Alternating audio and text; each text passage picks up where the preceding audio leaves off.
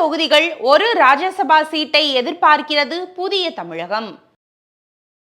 புதிய தமிழகம் கட்சி தலைவர் கிருஷ்ணசாமி ஜனவரி 7ஆம் தேதிக்கு பிறகு தங்கள் கட்சியின் கூட்டணி பற்றி அறிவிக்கப்படும் என்று தெரிவித்துள்ளார். ஆனால் ஆட்சி அதிகாரத்தில் பங்கு என கூறி தவைகாவுடன் செல்லும் நிலை இருந்தது. தற்போது அதிமுகவுடன் பேச்சுவார்த்தை நடைபெறுகிறது. அவர்கள் 10 தொகுதிகள் மற்றும் ஒரு ராஜ்யசபா சீட்டை எதிர்பார்க்கின்றனர். இது குறித்து புதிய தமிழகம் கட்சி நிர்வாகிகள் நம்மிடம் சில தகவல்களை பகிர்ந்து கொண்டனர். எங்கள் தலைவர் கிருஷ்ணசாமி 1996இல் சுயேட்சையாக ஒட்டப்பிடாரம் தொகுதியில் போட்டியிட்டு வெற்றி பெற்றார்.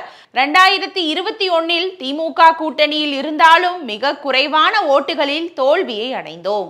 இரண்டாவது முறையாக 2011இல் அதிமுக கூட்டணியுடன் வெற்றி பெற்றார். அதன் பிறகு பல முறை தேர்தலில் போட்டியிட்டாலும் குறைவான ஓட்டுகளில்தான் தோல்வியை சந்தித்தோம். தென் மாவட்டங்களில் புதிய தமிழகம் கட்சி வலுவாக இருக்கிறது.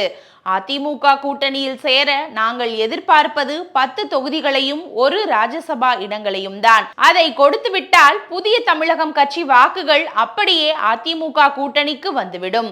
வெற்றி வாய்ப்பும் பிரகாசமாகிவிடும் என்று புதிய தமிழகம் கட்சி நிர்வாகிகள் கூறினர்.